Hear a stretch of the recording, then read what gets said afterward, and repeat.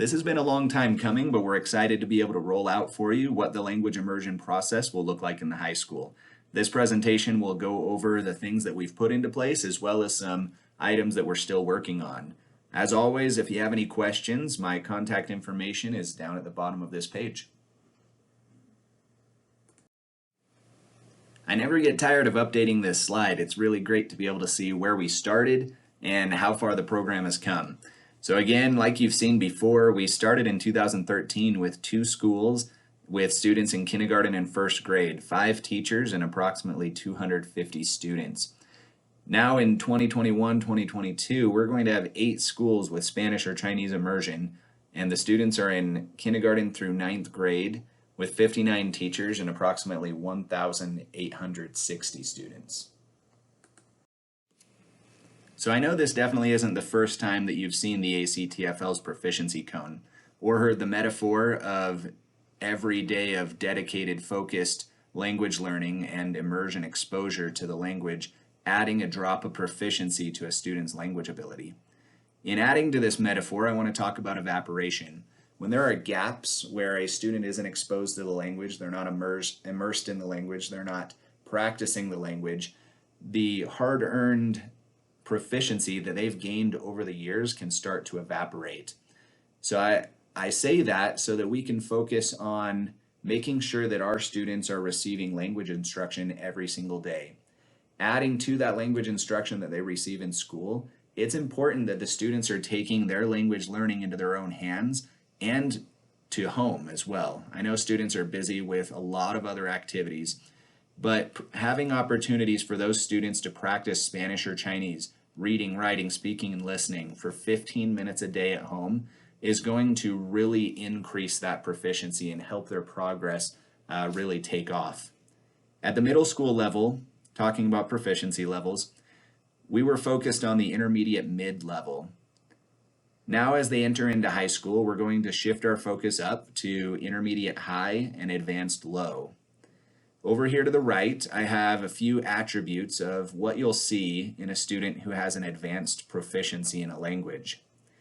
When the student is listening to audio or when they're reading something in the language at an advanced range, they should be able to pick out the main idea and supporting details of that text. They should also be able to understand when the story is talking in the past or when it's in the future or the present.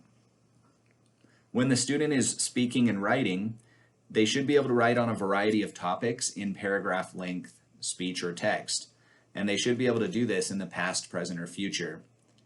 One thing we're adding is practicing that ability of a student to support an argument and then defend that argument when they're in a debate with others. Also, at the end of 9th grade, students will have the opportunity to take the AP Language and Culture test. In Spanish, this test will cover their reading ability, writing, speaking, and listening all in the same test. In the writing portion, they're going to need to be able to reference 3 articles they're given and then write a multi-paragraph essay with all 3 of those articles cited in the text. So that's going to be a skill that they're going to need to practice in Spanish. I know they're doing that in English as well, but they're going to need to practice that in Spanish. They need to follow a traditional essay format. For example, writing an introduction paragraph with a thesis statement, including supporting paragraphs, and then having a conclusion paragraph. The prompt that they receive will have multiple things that they need to write about or take care of in their writing. It'll just be one prompt, and sometimes things that students struggle with is the ability to break apart that prompt into a checklist of items that they need to make sure that they include. So that'll be something that the students will need to practice as well. Another writing item that will be on the test is a formal written email to a college admissions office. All of these areas and everything on the test are going to be things that we're going to practice in our class as they prepare to take that test. So we're going to make sure that the students aren't going into that test blind, and we're going to make sure they're ready to be able to do their best. Chinese is a little bit different. It's a different test. They're still covering reading, writing, speaking, and listening. I know that they're going to have an email on there, but it won't be a formal email. It'll be an informal email written to a friend. They're not going to have to write an essay and they won't cite sources, but they will be given 4 pictures and they will need to write a story based off of those 4 pictures. So the whole point of this slide is to talk about, as we go forward, the program really does become more academic. Now we don't focus on the AP test for the sake of AP. The only reason that we're going to have them take the AP test at the end of 9th grade is this is the standard or the doorway, the requirement that ISU has agreed to be able to allow students to take those upper level college classes at the high school. So it's that 3 or higher. On the AP test, you can get a 0 all the way to a 5. They need to score a 3, 4, or 5 to be able to move on to those college classes.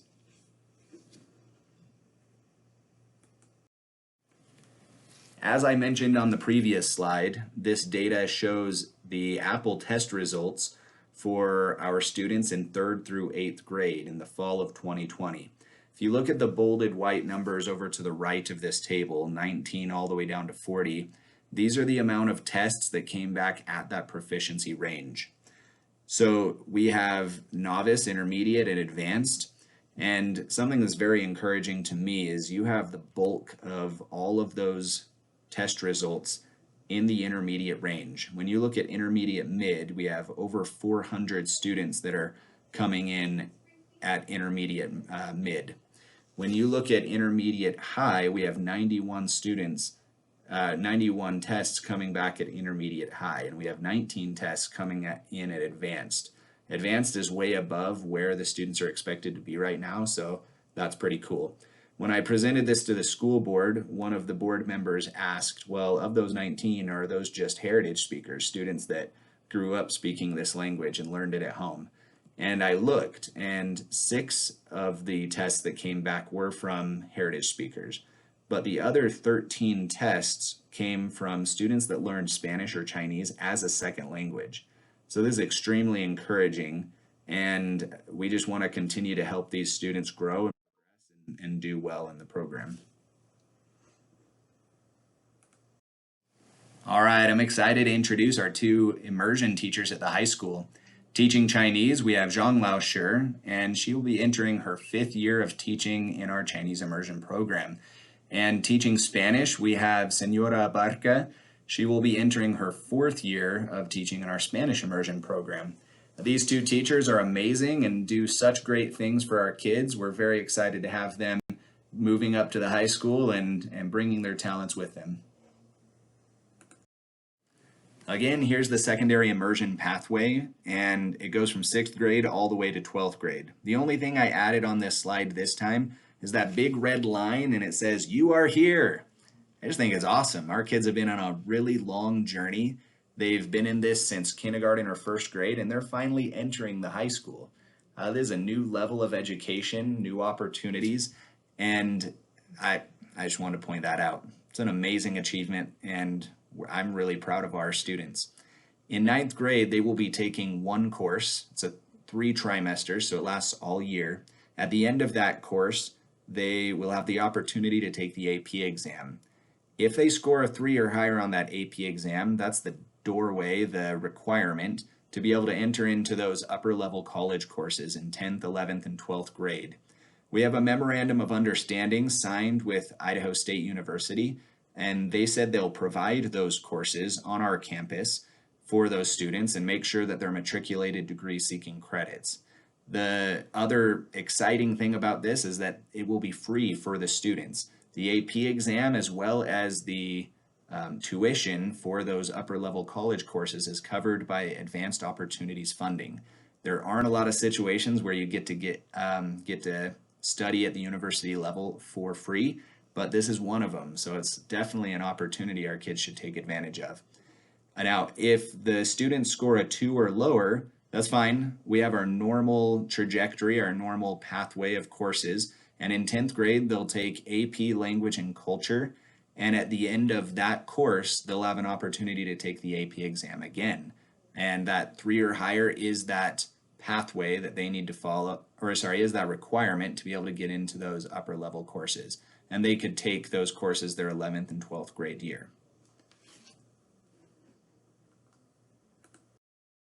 All right, over the next 4 slides, I'm going to show an example schedule for a high school immersion student for 9th, 10th, 11th, and 12th grade.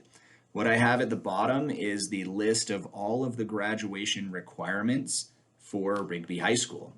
What I love about the high school schedule is it's extremely flexible.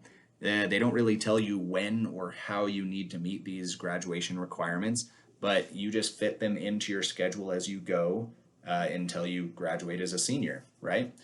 Now, on this schedule, I want to be very clear, this is just one example of many different options of how a schedule could be arranged. I've thrown these graduation requirements in there, and by the end, you'll see they'll all be checked off. But it doesn't mean that it needs to be in this order or that it necessarily would be.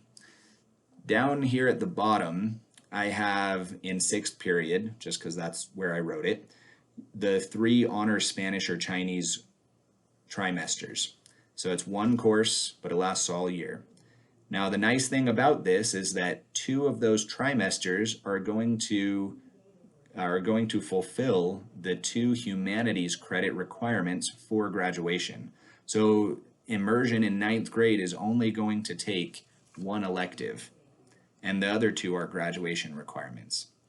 Now how I've set this up, I have 3 trimesters of English, 3 trimesters of math, 1 trimester of world history, 2 trimesters of physical science, and 1 trimester of multimedia. Now that's not a required freshman course load, but this is just one example. If we did that, that would leave the student with 5 open electives. Now I know electives have been a sore point for students in the program in the past, and it totally makes sense. It's so important for these students to have those opportunities to explore different things about themselves and get to know what they like through electives. That's a big part of growing up. And so that's something we've worked at the middle school for next year to provide more elective opportunities. It's something that was really important to me as we bring the program up into the high school, is to make sure kids can have elective opportunities. Now, the way I've set it up, and like I've said, it's very flexible, but what you're going to see on the next 4 slides is that each year they'll have 5 open electives. And I did this on purpose because some of you will have,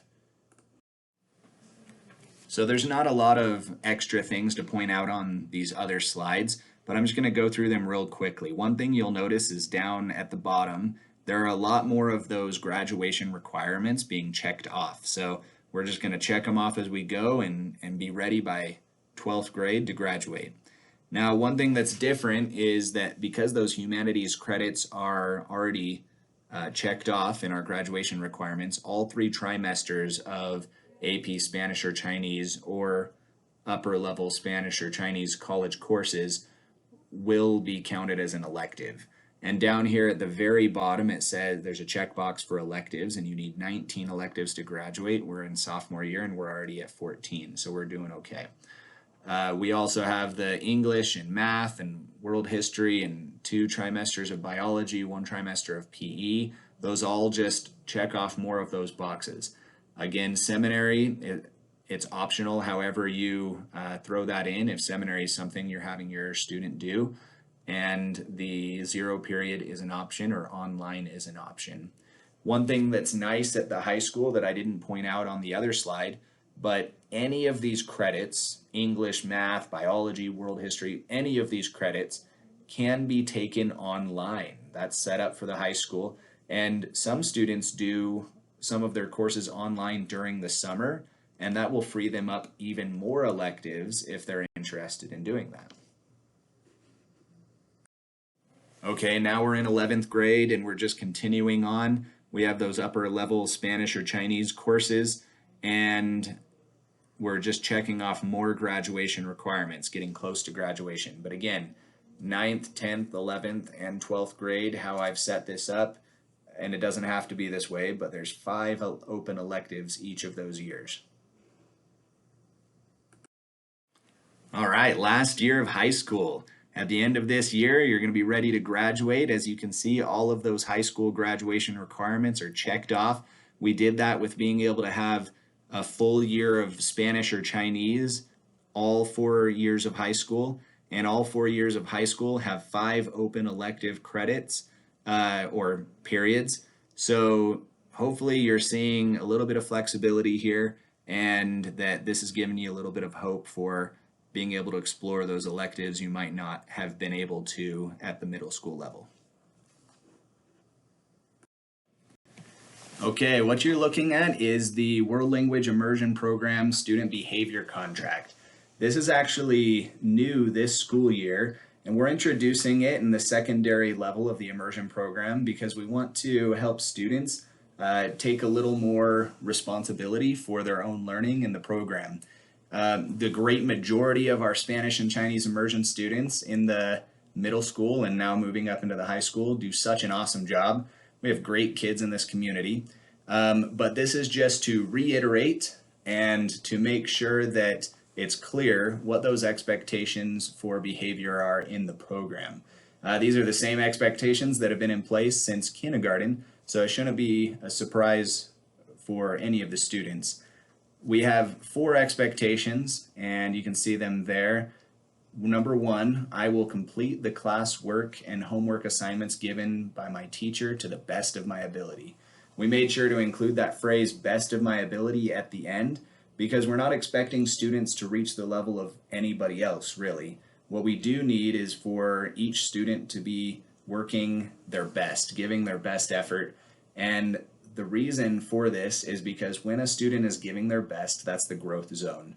You really don't make growth unless you're pushing yourself and giving effort to expand your abilities, and that's found when you are doing your best.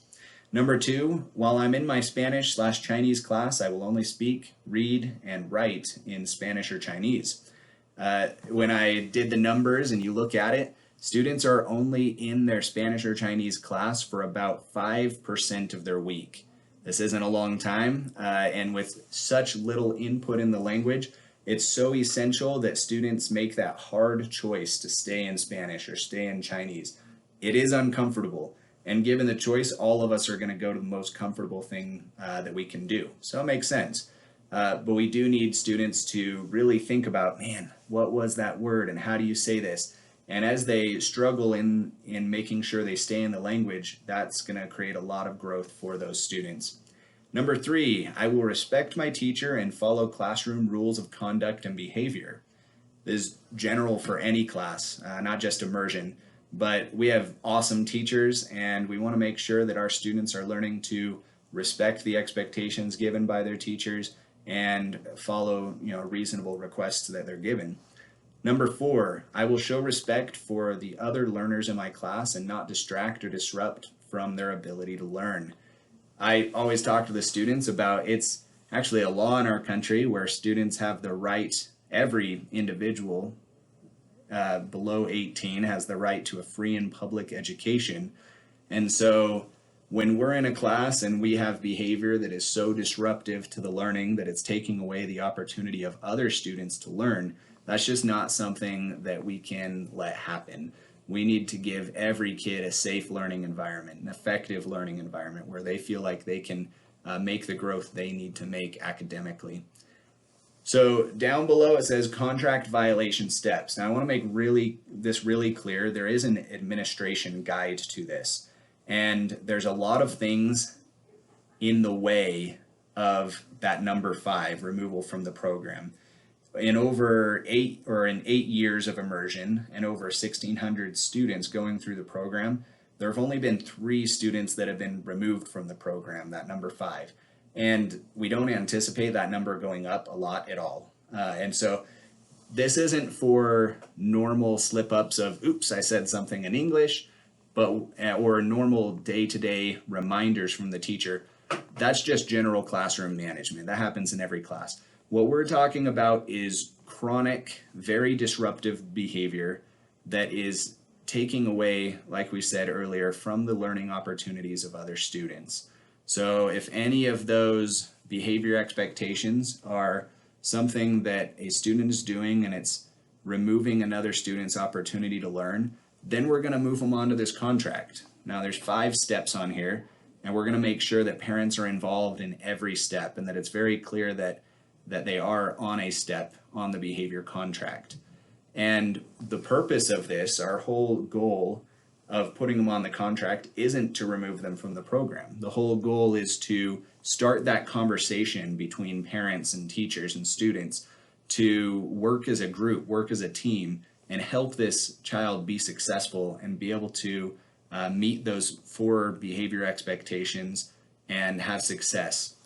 So that's our goal. Now, in very, very rare circumstances, like we said earlier, it may be the case that we're working with these kids, we're working with the parents, and the student is not deciding to put in the efforts to be successful and to meet those expectations and to not take away the learning opportunities of other kids.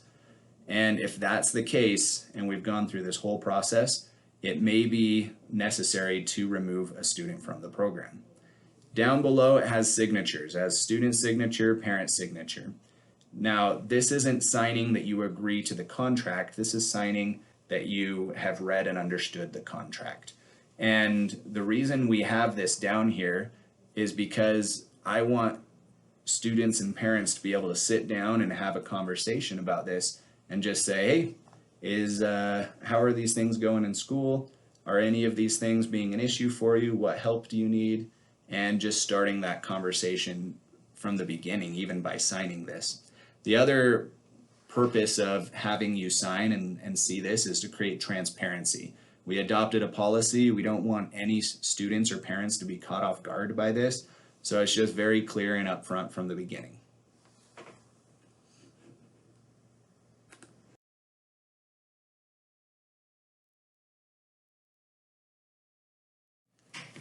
The first time the students will have the opportunity to take the AP test for Spanish or Chinese will be at the end of 9th grade.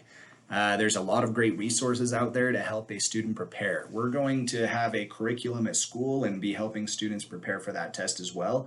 But like with any qualification test, I would recommend that an individual study at home, that they work at preparing themselves to get ready. At the top, you see for Spanish, there's a link to a website that has study manuals and practice books for the AP test. When I took the Spanish praxis exam, I got a study manual and I set myself a schedule at home and I did my own preparation to be able to be ready for that. Same thing for Chinese. That second link gives recommendations for AP study manuals and practice books that might be useful for your child. Another suggestion, just to practice comprehension and add to that vocabulary that students are gaining, is to watch a TV show. And I know that we spend our whole parenting careers teaching kids not to watch too much TV. And I'm a huge proponent of that. I think it's really important that they're out playing baseball and doing other things besides sitting in front of a screen. When you look, though, at one of the best ways to learn a language outside of the country, every single resource is going to talk to you about getting into a TV show. Movies are a little bit tougher because it takes you a while as a second language learner to get into the characters and understand their accents. That's why TV shows are nice, because they're a little shorter chunks. Maybe you have 25 minutes of a show, and you also see these same characters and similar storylines repeated every episode. And it's a short investment, just watching that each day, and it has a big payout as far as language acquisition goes. Your child can also listen to the radio. There is a free radio website, and the link is right there for you. When you click on that, you can find Spanish or Chinese radio stations, and they can listen to that radio and get practice with comprehension. Practice speaking/writing with natives. In most cases, this costs a little bit of money, but some good resources that I've found are italki for Spanish or Chinese. Highly recommended. It does cost some money to be able to have conversations with native speakers on this site. TutorMing for Chinese, also a good resource. And another option is Fluent U. And in this circumstance, you can actually, there's a lot of resources like this where you can actually find other natives who are trying to learn English and you're trying to learn their language. So you would just do every other Zoom meeting or Skype meeting in English or in Chinese or Spanish. So those are some resources to help with preparing for the AP test. This is actually one of my favorite resources. College Board put this together during the pandemic. You have, for Spanish and Chinese, an experienced AP teacher on video giving every single lesson they would give during a school year. At the bottom of each video, there are links to the resources, PDFs, worksheets, whatever it is, reading samples the kid might need to be able to participate in the lesson. It's a totally free resource, and we're going to be doing an AP course at the high school, but this is another teacher, and they're always going to present it in different ways with different resources and opportunities for the kids to practice. All right, I know something on every student's mind and many parents' minds is, when are we going to do a trip for these kids? We got to get these kids on a trip. They've been learning Spanish or Chinese for years. So important that we're going to be able to get them on a trip. The goal, actually, we were planning on taking them on a trip this summer 2021, but with the pandemic, that put a hold on all of our plans. So the current plan is to establish 2 different cultural trip experiences. These trips will rotate every other year. Students who are entering their junior year of high school will be eligible for the first trip. Students will also be eligible for the second trip the summer before they enter their senior year. But we're going to have a priority selection process where a senior who has never gone on a trip will be the first on that list, and then a junior who has never gone on a trip would be the second on that list, and a senior who this will be their second trip will be third on that priority list. We're just looking into capacity and the how many kids we would be able to take on a trip if it were necessary to put a limit on that. Now, for Spanish, and I'm going to make a video for this first trip, the Yucatan Peninsula. We already have this approved with the school board, and it's a really cool trip. We're excited. It's going to be about $2,000 per student, so I would plan on that if I were a parent. There are fundraising opportunities through the Education Foundation, and it's a week-long trip to Mexico. And the Yucatan Peninsula has a lot of really cool opportunities for the kids to experience the culture of a Spanish-speaking country. They're going to see Mayan ruins, they're going to explore cenotes, they're going to go on a boat ride through a mangrove forest and be able to see flamingos and other really cool cultural experiences.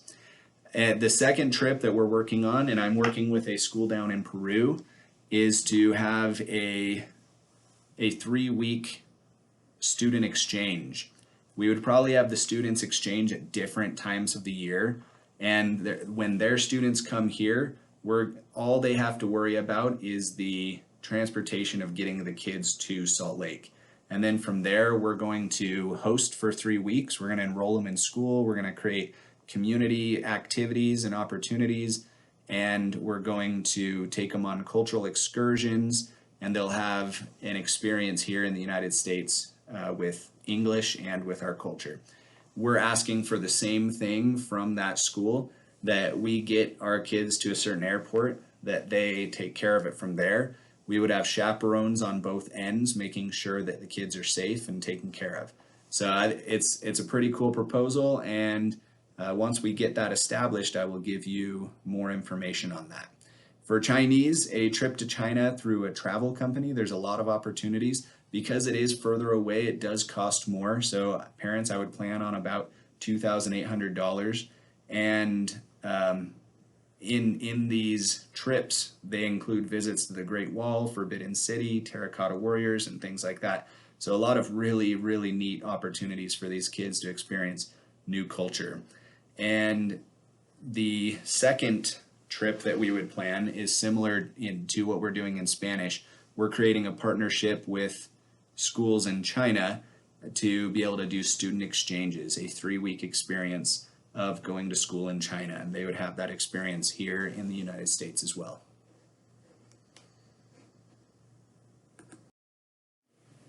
It is official. We finally have a seal of biliteracy.